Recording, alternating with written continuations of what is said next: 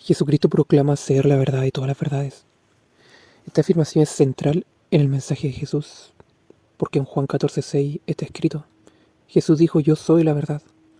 No solo se presenta como alguien que enseña la verdad, porque él más que aprender vino a enseñar, sino como la encarnación misma de ella, de la enseñanza. Él encarna y vive todo lo que está escrito. Él es la palabra viviente. Esto implica que toda verdad, ya sea espiritual, moral, profética, o incluso la verdad sobre la naturaleza misma de Dios el Creador, encuentra su origen y cumplimiento en Jesucristo. Jesucristo no está sujeto a la revisión humana, ni depende del consenso cultural. Reúne las promesas, las profecías del Antiguo Testamento y las hace realidad. Es el Mesías tanto en el cristianismo como en el Islam también. Es Mesías. Él no solo es un concepto o doctrina, sino una persona que se da a conocer y con la que se puede relacionar uno. No habrá otra revelación mayor. El mayor profeta en el Corán es Jesús, Isa. Y en la Biblia, obviamente. Si decimos que Jesús es la verdad de todas las verdades, es reconocer que cualquier otra verdad, por grande que sea, es solo un reflejo o una sombra de Él. Ahora bien, vamos a plantear algo profundamente conciliador y que tiene una base sólida teológicamente y proféticamente. Miremos con calma. En el Islam, Jesús, llamado Isa, hijo de María, es un profeta único, nacido de una virgen. Es el Mesías y destinado a regresar para establecer la justicia y derrotar al falso Mesías, al Dajjal, y unificar a toda la humanidad en adoración al único Dios. Aunque el Corán no lo describe exactamente como hijo de Dios en el sentido cristiano, lo exalta como una figura sin pecado y llena del Espíritu de Dios. Es el más grande y obviamente el más conocido en el Nuevo Testamento. Sí es declarado hijo de Dios, el Salvador y Mesías que ha resucitado, que volverá para juzgar y restaurar todas las cosas. Su regreso es el cumplimiento final de la esperanza. Y en el judaísmo, aunque no aceptan a Jesús como Mesías aún, las profecías de la ley de Moisés, los profetas y la historia misma apuntan a un Mesías futuro que traiga paz, justicia y conocimiento de Dios sobre toda la tierra. Isaías 2 y Zacarías 14. Si unimos los tres puntos aparece una verdad interesante. Las tres tradiciones esperan una figura mesiánica final que pondrá fin a la injusticia mundial y revelará la verdad plena. Entonces el llamado que se hace es profético. No necesitamos desgastarnos en juzgarnos antes de que llegue el que resolverá la diferencia. Tal vez sea lo más coherente y más espiritual vivir con respeto, sabiendo que la última palabra la tendrá el mismo Jesús, Isa, Yeshua. De hecho, en el Nuevo Testamento, en Juan 5:22, Jesús declara: el Padre a nadie juzga, sino que todo el juicio dio al Hijo. Y en el Corán 43:61 indica que Isa, Jesús, es una señal de la hora y que su regreso será decisivo.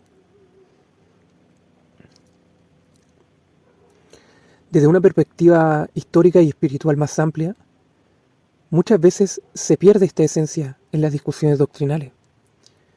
Para el Islam,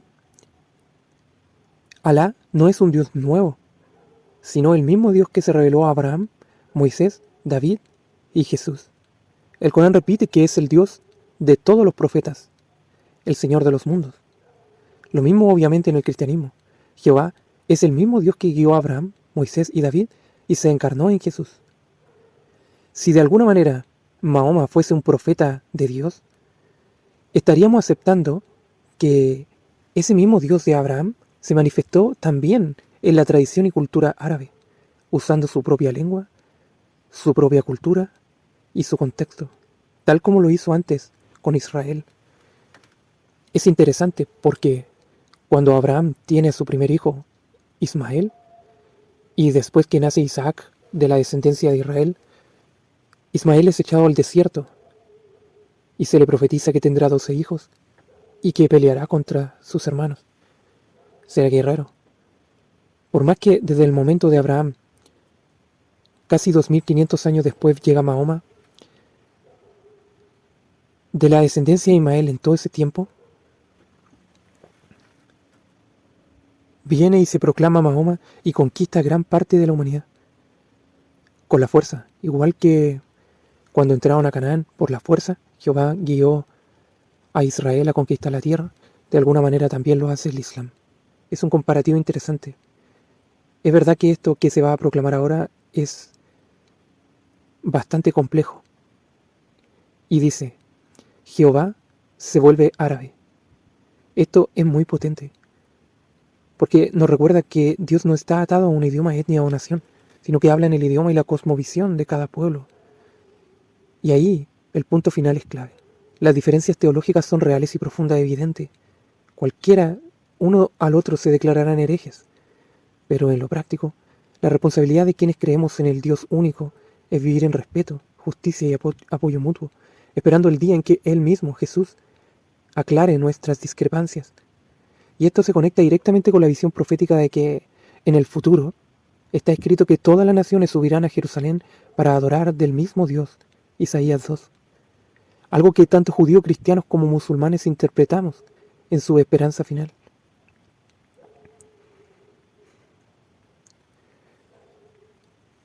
Es muy interesante y muy profundo y muy estratégico también el episodio donde el ángel de Jehová bendice a Ismael en Génesis 16 y 21. Y la raíz de esta visión es integradora. Dios no solo tolera a la descendencia de Ismael, sino que la bendice, promete multiplicarla y darle un lugar en la historia. Eso rompe de entrada con cualquier idea de exclusión divina hacia los árabes. Decir Jehová se volvió árabe, al hablar en árabe por medio a Mahoma y levantar una tradición monoteísta poderosa desde Ismael, porque Mahoma es descendiente de Ismael. Isa, Jesús, es el puente profético que las tres tradiciones aceptan de una forma u otra. Los judíos como el Mesías prometido, aunque aún no lo reconozcan, la profecía dice que lo reconocerán. Pero muchos también judíos han aceptado a Jesucristo. No han sido excluidos. El nacionalismo solamente. Los cristianos, Jesús es el Salvador y volverá. Los musulmanes dicen que Jesús es el Mesías y el profeta y regresará. Entonces aquí todos convergen. Somos todos primos, hijos de Abraham. La Escritura declara claramente, obviamente, que Israel es el que tiene mayor fuerza en la historia profética, por toda la línea de profetas que Dios estableció hasta llegar a Jesucristo. Con Mahoma se hace un salto, pero los cristianos son hijos espirituales de Abraham. Por eso cristianos y judíos de alguna manera llegan a ser hermanos en la fe común, en la base, y en la profecía también. Y los musulmanes pasan a ser primos, bajo esta visión. Reconciliación entre primos, esto queda en familia.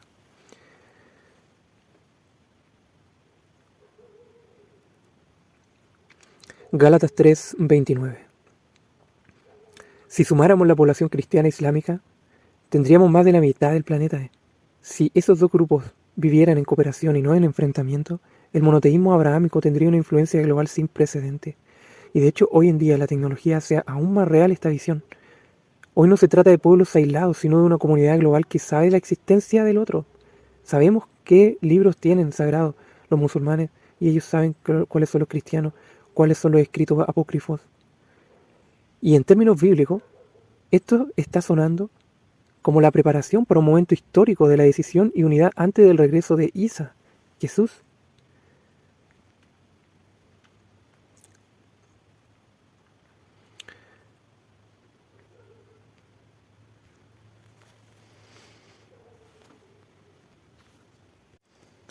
Hay un momento en el mensaje de Jesucristo descrito en los evangelios, cuando Él a los judíos que estaban a cargo de la nación les dice, destruyan este templo, no quedará piedra sobre piedra, y en 3 días lo levantaré. En 3 días lo levantaré. Al tercer día, claramente Él habla de su propio cuerpo, pero también habla de que en el tercer día milenial, o sea, pasan 2 días, 2000 años después de su resurrección, o de esas palabras, y nos topamos con el 2030 donde todo se está preparando mundialmente, teológicamente, para que una persona resuelva las diferencias doctrinales que hay entre las religiones. Esto es respaldado bajo la numerología bíblica, cómo Jehová ha utilizado números para hablarnos también. Lo interesante de que, aunque, por ejemplo, en el Islam, Mahoma sea el sello de los profetas o el último mensajero, presenta a Jesús mayor que Mahoma. Si tuviésemos que escribir el libro de Hebreos, podríamos escribir el libro de los musulmanes, islámicos. Y diría en el capítulo 1, Jesús es mayor que Mahoma, así como Jesús es mayor que Moisés.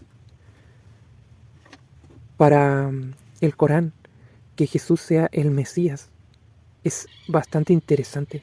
Primero, porque se distingue del judaísmo, y segundo, porque él lo declara un profeta sin pecado. Nadie es como él.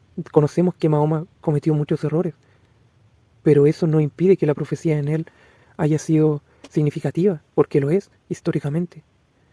Pero el que volverá es Isa, es Jesucristo. Por eso en la tradición islámica, Isa es el único que regresa físicamente al final de los tiempos para derrotar al falso Mesías, como decíamos. Algo que no hace Mahoma. Por eso en la visión islámica incluso Jesús ocupa un lugar único al ser el máximo profeta en la consumación de la historia. Es como si Jesús estuviera diciendo a judíos, cristianos y musulmanes, esperen al tercer día, yo soy el que resuelve todo, el que lo reconstruye, lo que se derrumbó, y el que une lo que dividió, o lo que se dividió, porque Jesús es el que divide la historia en dos.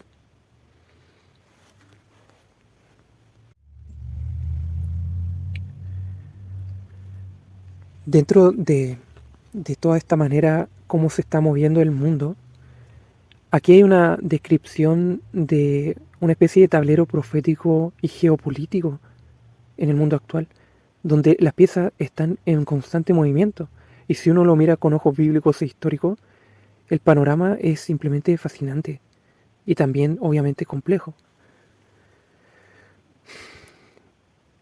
Teológicamente, el judaísmo rabínico actual rechaza a Jesús y mantiene una fuerte confrontación con el Islam también. El Islam, por su parte, obviamente tiene pasajes y tradiciones que justifican la confrontación contra los incrédulos, y algunos lo llevan al extremo violento, que es como el 5% de todo el Islam en teología, pero que es bastante significativo. Ambos son, de alguna manera, violentos, pero el cristianismo es distinto, es pacífico.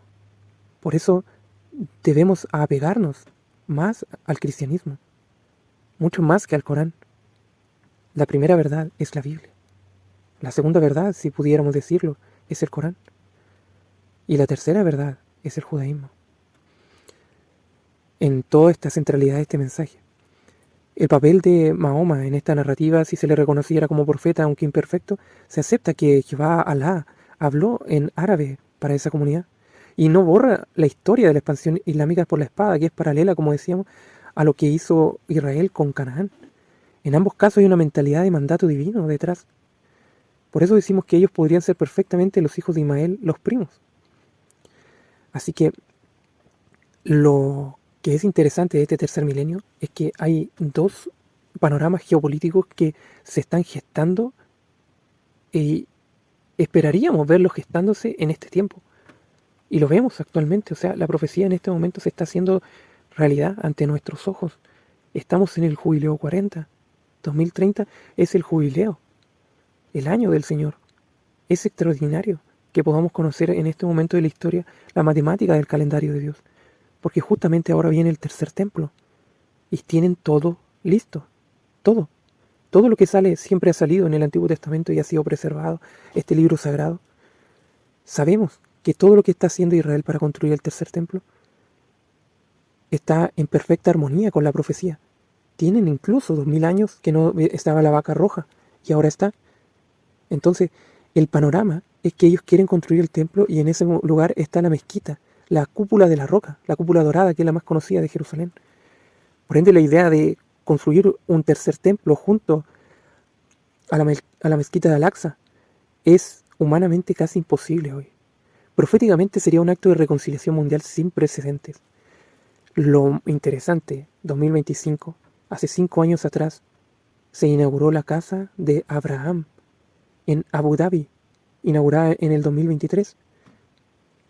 Es un paso simbólico, una sinagoga, una iglesia, una mezquita en un mismo complejo. Esto muestra que oficialmente hay líderes judíos, musulmanes y cristianos, obviamente sobre todo católicos, que están experimentando una unidad interreligiosa. Esto crea un dilema, totalmente. Un dilema porque hoy en día, fuera de esas tres religiones, en el cristianismo está el lado protestante. Y los protestantes ven al catolicismo como una institución corrupta, que no es fiel en su totalidad al Evangelio. Aunque obviamente el catolicismo promueve valores, es el que más impulsa, de hecho, la diplomacia interreligiosa entre judíos y musulmanes. Hay un ecumenismo, y muchos lo ven como parte de la profecía final de que eso va contra Jesucristo, que va a ser anticristo. Entonces, ¿qué esperamos? Una solución, que el Mesías nos diga, tolerémonos. Nosotros también estamos viendo que esta es la época en que vamos a tener que tolerarnos. Y el mundo evangélico está ultra subdividido.